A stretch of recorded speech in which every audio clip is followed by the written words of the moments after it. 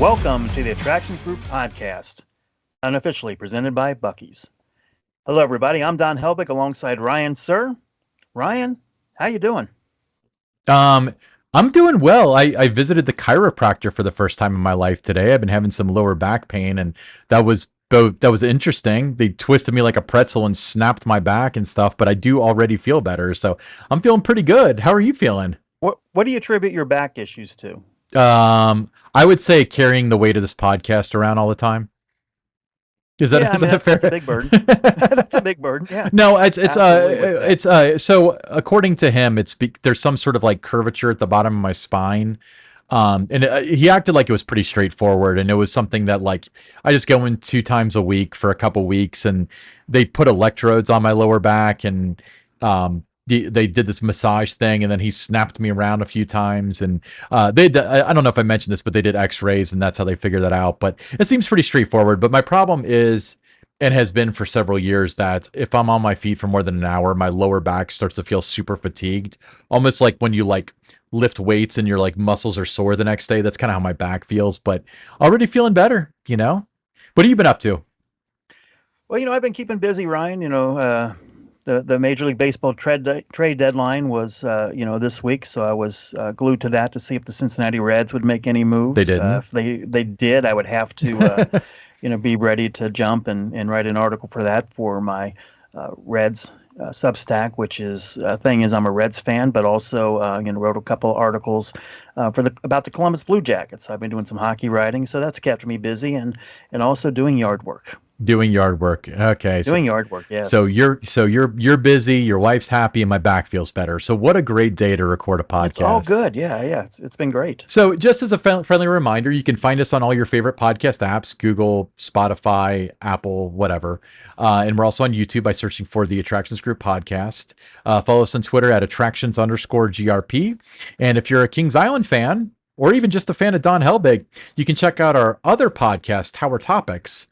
Tower Topics is a video and audio podcast exclusively about Kings Island, in which Don and I dive into individual topics in smaller bite-sized pieces. So search for Tower Topics on your favorite podcast apps or YouTube, or search for Tower_Topics on Twitter. Or no, it's X. I'm sorry, it's X. It's not It's Twitter X now, anymore. yes. Don, you did a little bit of traveling this past week. Where'd you go? I went to Holiday World, Santa Claus, Indiana. Hadn't been there for a few years, since the pandemic. So, had a great time. Absolutely love their roller coasters. I can't decide which one is my favorite. There's something I like about each one. I'd get off the Legend and say, this is probably my favorite now. And then I'd go ride Raven. No, I think I'm back to this one. Then I'd go ride the Legend, and no, it's got to be that one, And then I ride Thunderbird. And that was my first ride on that. Blown away by that, and I'm thinking, well, maybe this is my favorite. So, that's almost like picking your, which one's your favorite child. I think when you're talking about that park, I mean, they're all so good. Really enjoyed the food there. Had it was hot honey chicken mac, Oh, really? and that's their new item this year. And unbelievable meal. So I kept thinking about that on my way home as much as I did the rides. So that was as memorable for me. So, it was just a great weekend. Like I said, good food, a lot of fun riding the rides. It's a nice little town. If you have time to just kind of, travel through, just don't go to the park, but just look at the different shops and things they have. They're all within a couple miles of the park. I mean, there's a lot to see and do in Santa Claus, Indiana. Yeah, there certainly is, because Santa Claus was kind of an attraction before the park was built. It was built as Christmas Town, right? Or was it Christmas World? Mm-hmm. Christmas Town. Chris, Yeah, because when I visited, when was my last visit? It was either 21 or 19. It was not the pandemic year. Whatever it was like their 50th, I mean, no, their 75th anniversary, I think.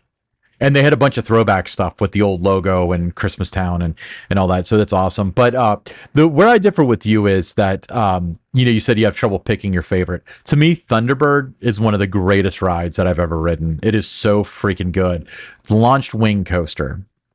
Ooh, that launch is so intense. And it's almost like you think it defies physics just knowing how much that train weighs, and it gets you up and you go straight up in the air. And man, what a great ride. And that's not to put down the other rides. They're all excellent. No. That one's just really, really good.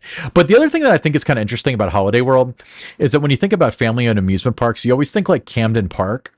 But if you look at where the needle is with this, it definitely leans closer to Disney than it does Camden Park because of its theming and its attention to detail and things like that. Don't you think so? I do. One of the cleanest parks too that you're going to find. Yeah, very, very polite and understanding and accommodating associates as well. I really like that about them. Yeah, it's owned by Cook Development. It's helmed by Matt Eckert nowadays. But they, their last coaster was Thunderbird, and that was over a decade ago at this point. So they made an announcement. So did they have any, before we get into the actual announcement, did they have any teasers up in the park, or was it kind of like, oh yeah, so they had things about gravy and stuff up in the park? yeah, there's different signage and things out there. I thought they did a phenomenal job with their teaser campaign on social media. They like to have a lot of fun, with what they do. They play to, sometimes they'll play to the coaster enthusiasts, sometimes they'll play to their regular guests and that. But it's hard to find a park that has more fun with their teasers than Holiday World. That's right. And so Holiday World finally, yesterday, as of this recording, August 1st, 2023, announced their new ride, their new capital for 2024. And that video looked a little bit like this. Something savory is coming. The silver has been polished. The green beans have been casseroled. The turkey has been stuffed. The cranberry jelly is out of the can. The family is all here. The table is set. And the gravy is gone already? Where's the gravy? Where's the gravy? Good gravy! How'd we run out? It's time to go over the river and through the woods. To Grandmother's house we go with Good Gravy, America's graviest coaster.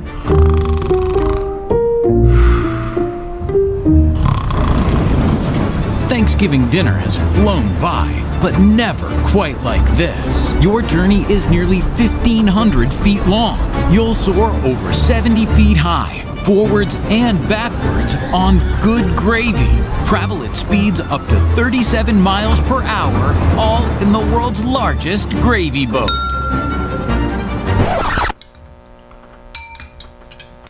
Gee willikers, that's some good gravy. Coming May 2024 to a Thanksgiving-themed section of a theme park, possibly near you. So a gravy-themed coaster, Don. Tell me about your thoughts about that. How funny is that? Yeah, Good Gravy. I just really love that name. I can't wait to see the merchandise they're going to have for it. But this family boomerang coaster, it's going to feature, it's almost 1,500 feet of track, 77-foot tall spike, and it's going to reach speeds up to 37 miles per hour. Now, why that doesn't sound, like super fast or anything, when you look at the design, the layout of this, I mean, you're going to be feeling like you're going a lot faster than 37 miles per hour. But what I like about it is it's a family coaster. A lot more guests can ride it. It perfectly complements the lineup of rides that they have there at Holiday World. And Ryan, I got to show you this. Oh my gosh. Vekoma hat, right? So if this ride by Vekoma is half as good as their hats, I think visitors to Holiday World next year are all in for a real treat. Oh man, I thought I was going to have to wait a couple more months to hear that quote from you, since you tweet that every Thanksgiving. But how appropriate is it? It's the Thanksgiving section of Holiday World. Yes. And that's what made me think but about yeah, that. so when we interviewed the fine folks from Vekoma at IAPA about Big Bear Mountain, they were nice enough to give us both little care packages that included that hat. That hat's awesome. So it is one of the nicest hats that I've ever had. I mean, just top of the line quality. Yeah. So and this reminds me, I've been meaning to say this for a couple weeks on the podcast, but got sent a hat also from coaster101.com. So Yes, we did. So did you get the hat We too? both did. I did. Yes. Awesome. So I don't have the hat on me. I intended to show it on camera, but check out coaster101.com. Andrew Stillwell, great guy. He's been on the show before. They have a fantastic website that really does some great work. So shout out to coaster101.com. And that's a random plug right in the middle of this episode that has nothing to do with. Andrew, if you're listening, we want to get you back on in a couple weeks after all these other parks out there announce what they're going to do. So somewhere right around, Labor Day, we'll get you back on. Yeah. We missed talking Bring about more hats. Anyway, so really exciting. And I really think the theme makes it. I love how each section is themed to a different holiday. Holiday, yeah. And it's a charming place. You know what's funny it though really is of all of the holidays, they're really only open on the 4th of July because they have a Christmas section. They don't do Christmas. They've got a Thanksgiving section. They're not open that late in the season. They've got a Halloween section, and I think they close like maybe second or third week of October. I don't think they're open all the way until Halloween. Could be mistaken. And then they have 4th of July, which they are open. So we got to think of some more good summer holidays so they can create lands, and then have big celebrations. Just because what a great opportunity, if it's the 4th of July section and it's for people have 4th of July on their mind, having a big celebration or. I don't know what else is during the summer. Nothing really comes to mind, but I always thought that was kind of funny that their particular season, the way that they operate, only hits one of the 4 holidays. Yeah. And I got to see a little bit, they have the construction fence up, so you got to see the land clearing and where the new attraction is going to go. But Good Gravy opening next year at Holiday World. I think it's going to be a hit. Now, Ryan, moving on. Okay. That wasn't the only park that had a big announcement. And it's not even the only Spike that had an announcement. No. No. So let's take a look at what guests visiting Cedar Point next year can experience. The adrenaline of high-performance racing on an all-new vertical speedway. Introducing Top Thrill 2, the world's tallest and fastest triple-launch stratocoaster. Buckle in and smoke the competition on this extreme motorsport machine. Launch 3 times at speeds reaching 120 miles per hour. Drive the sky at 420 feet. Pump the brakes, cross the finish line. Take that victory lap. Get revved up on Top Thrill 2, coming to Cedar Point, 2024.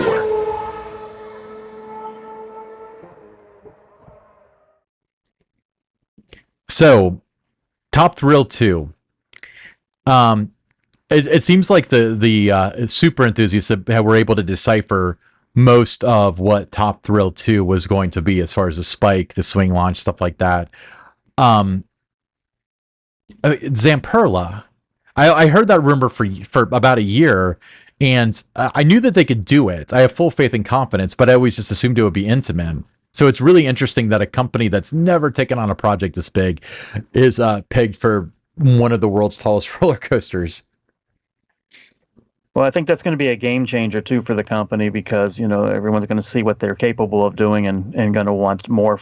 But no, I think I want to ask you this though: do you consider it a new ride or a reimagined ride? In this particular instance, it's definitely a new ride because your experience on this is not going to be the same experience on Top Thrill Dragster. And then people kind of bring up the debate: is it a new credit? I don't care personally. If I had to choose, I would say yes. Because again, the ride experience is going to be way different from what you experienced just a couple of years ago when it was the iteration of Top Thrill Dragster. Now, looking at it, first of all, but let's go back to credits real quick. Yeah, okay, you're saying okay for you would count. You said you would count it as a yes, new credit, it would be wouldn't? Because I consider it, while it is clearly a new iteration of Top Thrill Dragster, it is a new ride. It's going to be a completely different experience. So, I would say you're better off. That's been a pretty heated debate about whether or not, on all these different social media, the fan sites, the coaster enthusiast groups, everybody's arguing back and forth whether it should, whether it shouldn't. People are unfriending people because of that, blocking people because of that. Dogs and cats living together, pure chaos. The way I look at it is this, Ryan, is going to a park, creating memories with family and friends, greater than collecting credits. That's how I look at it. So just have fun. Well, and I really think I don't want to dog on anybody that has like a huge coaster credit count or whatever, because if you enjoy that, then keep doing it. But I feel like if that's what really, really, really matters to you and nothing else really matters, you're doing it wrong anyway. Because like you mentioned, it's about the memories, it's about the experience and stuff like that. A number is just a number. And honestly, a coaster credit thing is something that like enthusiasts came up with like 20 years ago. So it's not even like really a thing. But do you think it's a new credit or not?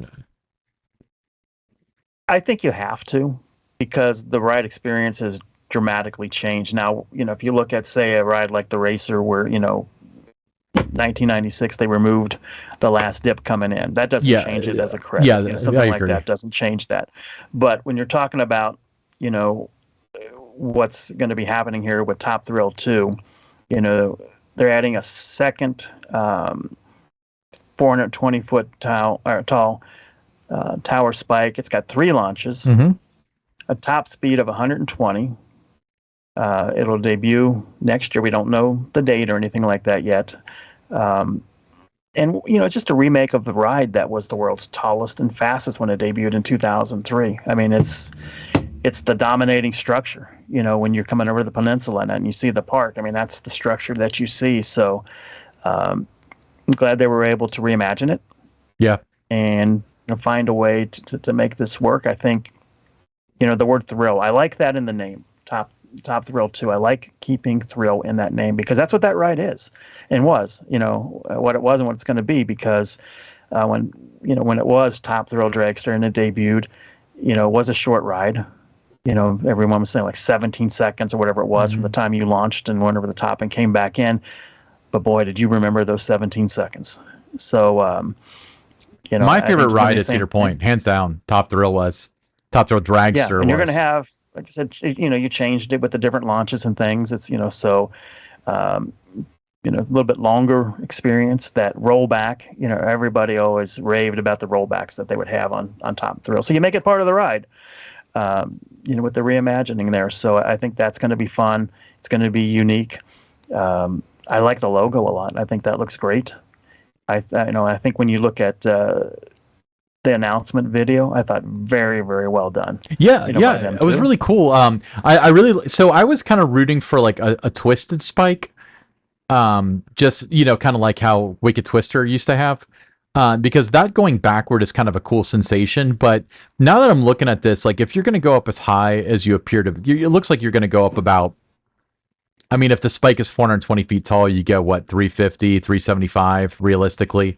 You're going straight down from that point. So that's basically like one element of this coaster is a giga coaster right there, Right. So I think that's really cool. I like the updated colors. I think it looks really modern. I'm glad they didn't just go with gray supports and white track. I'm glad they have the red in there to checker it.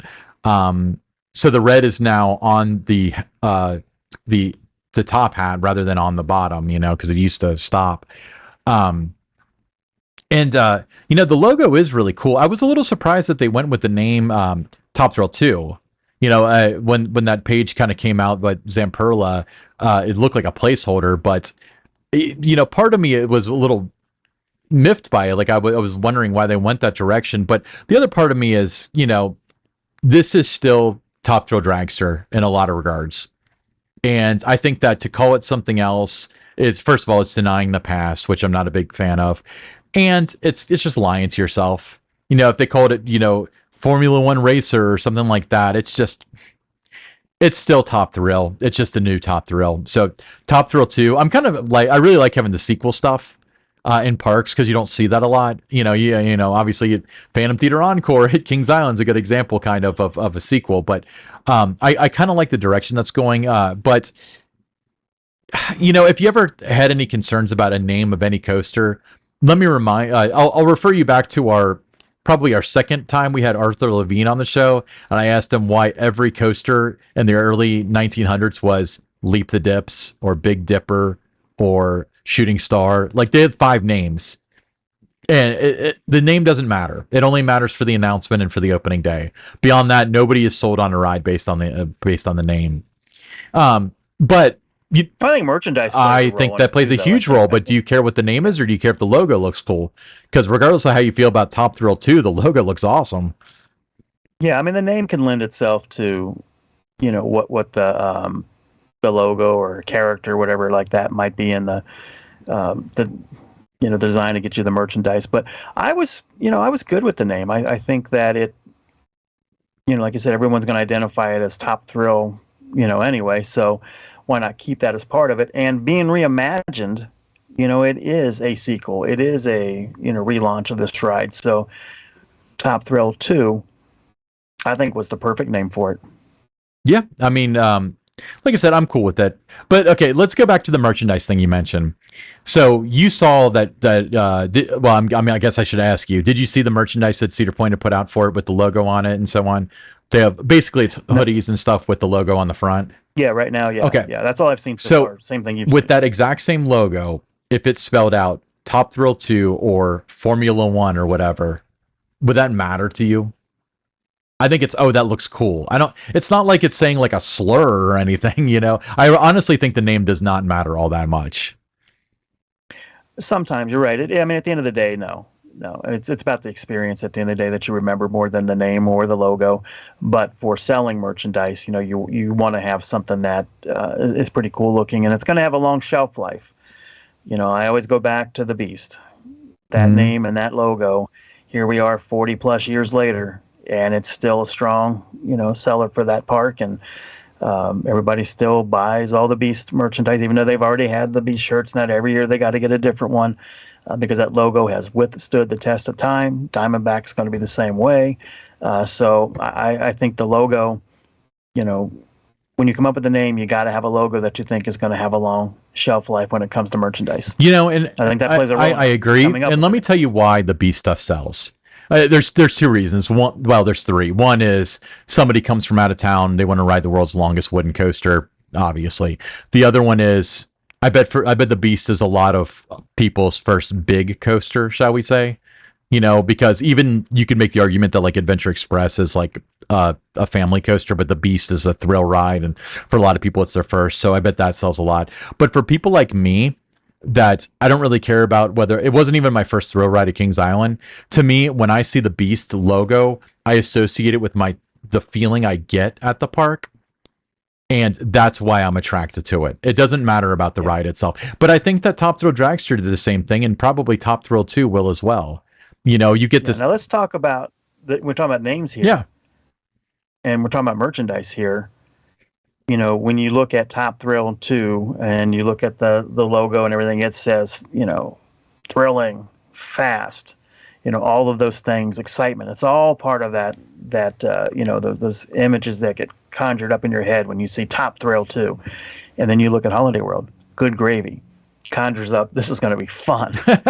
It's enjoyable. All those kind of things that you want it to be for the park. That's what they want it to be. They want families to see it as fun. We all want to do it.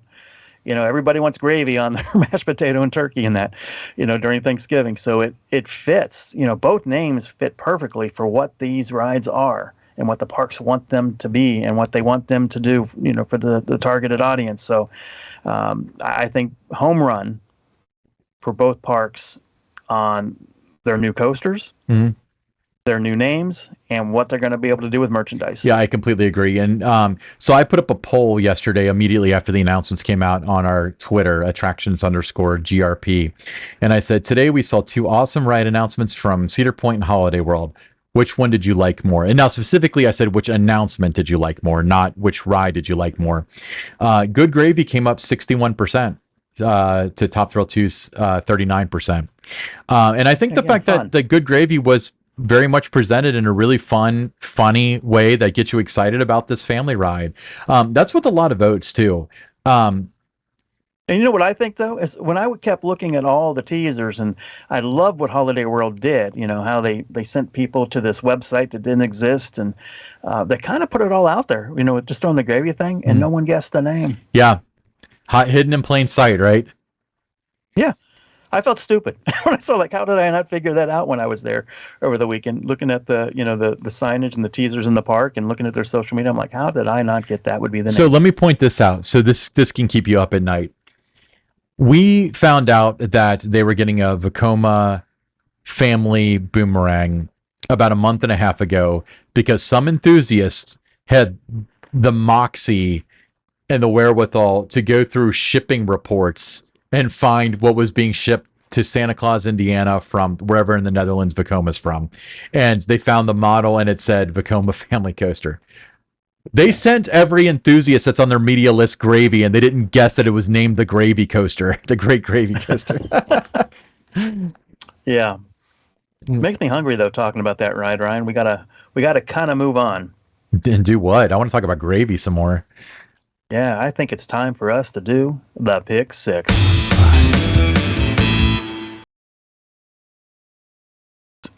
Sweet, sweet, sweet. All right, the pick six. All right, who is number one? Oh, it's me today. You do. It's me today. Okay, so let's talk about controversy real quick because Knott's for their 50th anniversary of Scary Farm is bringing back the show The Hanging. Now, The Hanging was a show that was there years ago, and it featured simulated hangings of celebrities and things of that sort. And for obvious reasons, some people didn't appreciate that. They didn't see the humor in it. But Nod said, you know what, for our 50th, we're coming back with it. Dude, Scary Farm's got to be cool. I got to make it out there. They're not afraid to do anything, are they?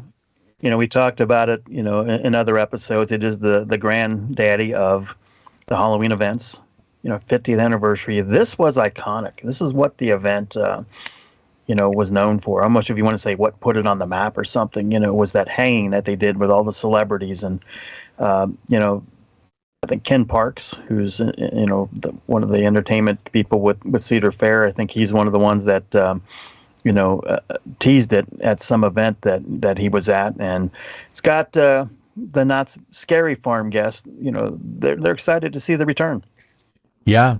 Awesome. Yeah. So happy for Knott's. More info to come, of course. That's just a rumor, by the way. That's not necessarily. Yeah, just rumor, not confirmed. Yeah, that's not confirmed. And, but it's got everybody, talking about it. And, here we are, August 2nd as we record here. That's only about, a little over 5 or 6 weeks away before they'd open their events. So, they're getting the ball rolling right now, getting everybody, amped up for the 50th anniversary of Scary Farm. Nice. All right, moving on. Next story, we have E.T. at Universal Orlando. They accurately predicted that E.T. would outlast Twitter. I love the way they had fun with this. And we talked about Holiday World, how they had fun on their social media channels. They always do. I think if there was a golden ticket for, the way that parks interact with their guests and maybe other parks and, do those kind of things, I think, Universal Orlando or Holiday World, they're certainly going to be the two parks that, would be in the running to win that award. Nobody has more fun than those two parks. But they didn't quite outlast Twitter, I guess, just because the name changed to X and that. So they're, trying to claim it. But here's, a park that took an opportunity, and made it in impressions and everything by putting that out there. Yeah, I completely agree. Obviously, again, I always feel like I have to add context for the few that may not know this, but Twitter, obviously, social media app. It was a publicly traded company. It was purchased by the world's richest man, Elon Musk, which is rather controversial. And then, of course, everything's coming down saying he's going to ruin it. He's going to destroy it. It's going to be gone in 2 years or 2 months or whatever. So Universal tweets out,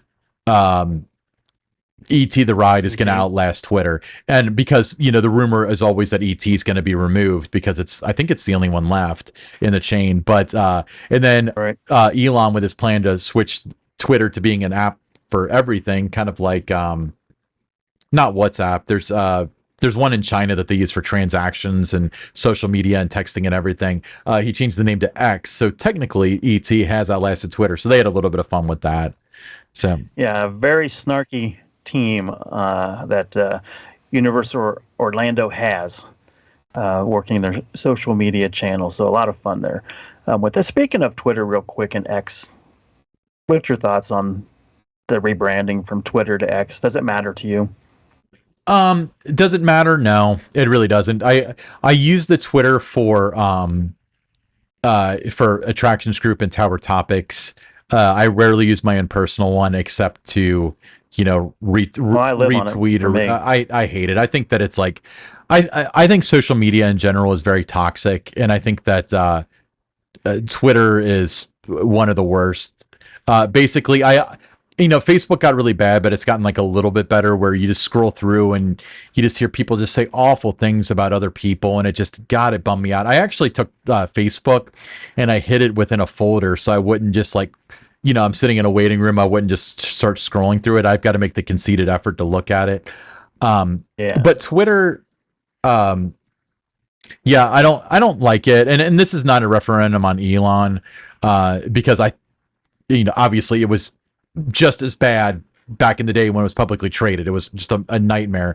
But I think I saw a comedian that Joe Rogan was hosting on his podcast that best described it, saying that Twitter is the bathroom stall wall of the internet. No, the subway bathroom stall wall of the internet. Basically, any idiot writes things on there, and if you even bother to do it, you're kind of dumb. This was back in the day. This wasn't even talking about Elon necessarily. It's just that, and generally speaking, the whole point of social media, for a lot of people, and I consider myself honestly just one of these people where I only post when it's like, oh, I went to Disney, or oh, we got to do this or whatever. There are a lot of people out there that just want to, air their laundry out. They want to feel special about something. They want to take credit for something that's not theirs. They want to act passionate about something that they don't really care about because they want the likes and the shares and stuff like that.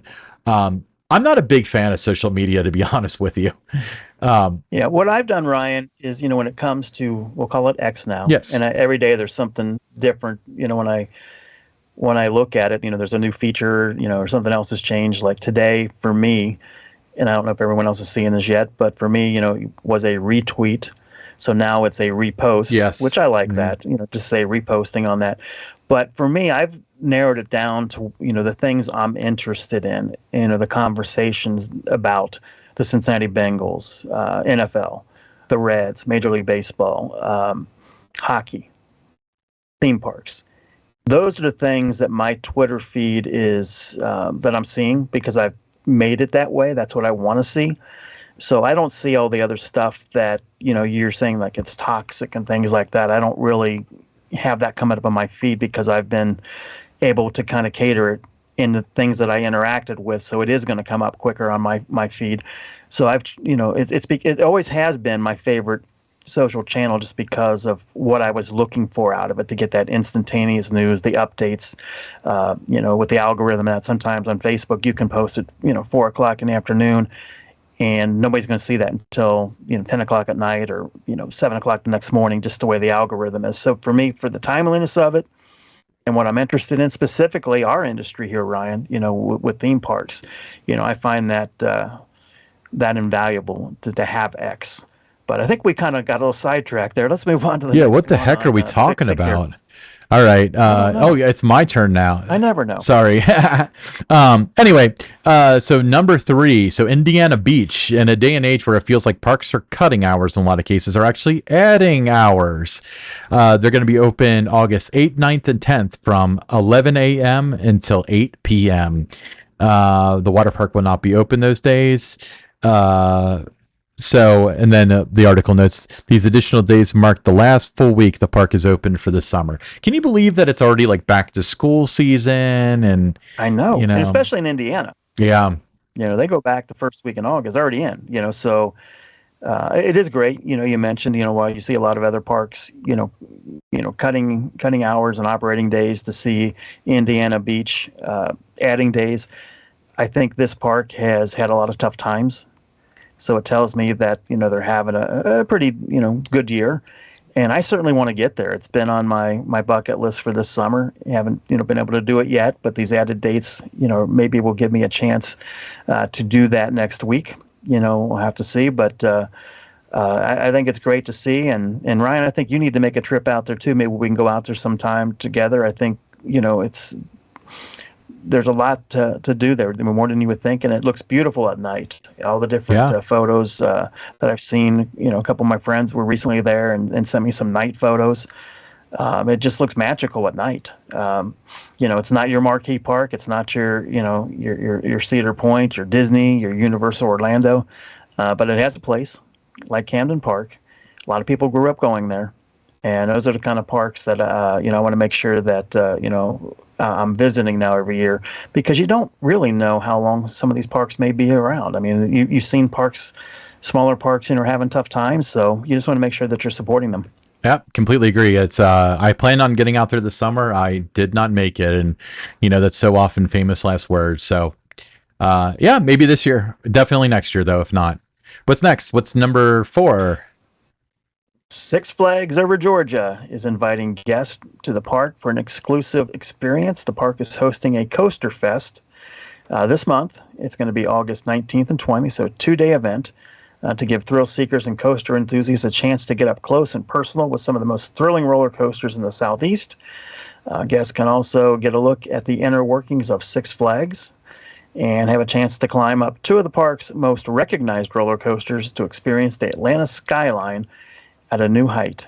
Tickets on sale now at the Six Flags website. Again, a 2-day event. Doesn't have any specifications that you have to be a member of a certain coaster club. I think you just have to love coasters, and you can take part in this event. Again, August 19th and 20th. It is Coaster Fest at Six Flags Over Georgia. I have not been to Six Flags Over Georgia, and I do not have a valid excuse as to why. It's a nice park. You want to be, conditioning is involved before you go there. There's a lot of hills in that you have to walk around. But, no, really, really nice park. That was one of the first road trips I made when I, got into roller coasters and parks and wanted to travel around and just love the park. Really, really nice. Mindbender, one of my favorite coasters. That's awesome. The Scream Machine wooden coaster. I mean, Ryan, you definitely have to get out there. Yeah, absolutely. Spread your wings, Ryan. I know. I will fly. I will fly like a young one. Okay. This was supposed to be a good podcast, and we've gone so off the rails, but I'm enjoying it, and that's what matters. It's an audience of one sometimes. Number 5. Disneyland Resort in Anaheim has unveiled Pixar Pool at the Disney's Paradise Pier Hotel. This Finding Nemo themed water play area is part of the reimagining of the actual area. Disneyland's doing a lot of stuff right now, aren't they? Not just with the pool. I mean, they've got several attractions under construction. Aren't they opening a Mickey and Minnie's Runaway Railway there soon too? Yeah, just a lot of activity there, Ryan, like you said, and it's great to see. Yeah, it's great to see. I agree. I have not been to Disneyland, but I need to make it out there. Everyone says that the individual attractions are better than Disney World in a lot of cases, but you don't have the size and the scope of Disney World. But very, very cool. Awesome. And the final one. All right, number 6. Universal Orlando Resort has revealed that its new Minion Land is slated to debut August 11th. The Despicable Me theme land will feature the Illuminations Villain Con Minion Blast attraction and a meet and greet area, retail location, and eateries. It seems like every time we do an Attractions Group podcast, Ryan, Universal Orlando Resort is building something, renovating something, adding something. A lot going on there. Yeah, I completely agree. Or Universal Orlando. I mean, forget the fact that they're adding, this Minions or what. They're building a whole park. Like we used to do updates on that, but it became kind of stale. Like, oh, more vertical supports for this new park. But Epic Universe is going to be such a game changer. I can't begin to tell you how that's going to affect the whole like Central Florida landscape. Disney's gonna have to pick it up. Disney's already hedging their bets with Tron and stuff like that, but just absolutely incredible. I don't know. We got to make it out to Universal again soon. Actually, I'm going in like September. I'm going for horror. That's going to be a whole other episode. Spoiler alert. I'm going to Horror Nights in September, and I've booked a 3-house VIP backstage tour for 3 of the houses. Yeah, I can't wait to do that episode with you and get your thoughts on what you think about that event. Yeah, I have been to Horror Nights before. It's been 7 years or so, I'd say. So I'm pretty much due to come back. As I mentioned on an earlier podcast, now a Disney AP holder. So we're rub it in. Yeah, and I mean, not only am I a Disney AP holder, I should probably point out that there's several peripheral things. You get magnets, And then there's one more. They actually mailed. I got these at Animal Kingdom. The 3 that I'm, that you can't see if you're listening to the audio version. But this Mickey one they mailed me for some reason. So really nice. But anyway, in all honesty, we're going to go down there over a weekend here in September, and our plan is the first day is to get Express for Horror Nights. So we're going to pay for Express to be able to do all the houses. I think there's 10 of them this year. And then the next day we have a VIP backstage tour. Then we're going to probably do Horror Nights again, maybe that night, maybe. And we've got friends that are coming into town with us, and they're going to leave after that. Aaron and I are going to stay, and we're going to do Disney for like 4 or 5 more days. We might do a Disney water park. I've never done that before. Typhoon Lagoon's open. I think I'm looking at getting an annual pass, joining you on that. You've made it sound like I have to do it. Well, it's not so much that you'd get an annual pass. It's the fact that compared to you, I'd be a legacy annual pass holder. So I can't let you forget that. No, I want to go there, quite a bit. And, because I love Disney. My daughter has sold me on doing a Disney cruise after doing that on her honeymoon. She tried to sell me on it as well. She said she's become a cruise girl now. Mm-hmm. So, I'm looking at doing that. And, I want to get back to the parks, now that things have, kind of settled down from the pandemic, and it's kind of getting back to the normal operations and things for all the parks. And so I want to see that. I want to do Tron. I still haven't done Tron. I mentioned that in a previous episode. So there's a lot of things I want to do. And, I think I want to be able to get there, 3-4 times a year now and be able to do that. So I think, going there a lot, and there's a lot of other parks I want to visit. So I think by the time we get into episodes, 100, plus and everything like that, I think between the two of us, there's not going to be a week that one of us wasn't at some park somewhere. Yeah, I agree. So we've got to start making money by episode 100 plus. Yeah, to pay for these trips, right? I have other plans. I have plans on how I'm gonna be able to finance all of that stuff. So that's cool. I wouldn't talk about your plans on the air because they could use it against you in the court of law. All right. So Don, any final words of wisdom before we wrap up for the week? No.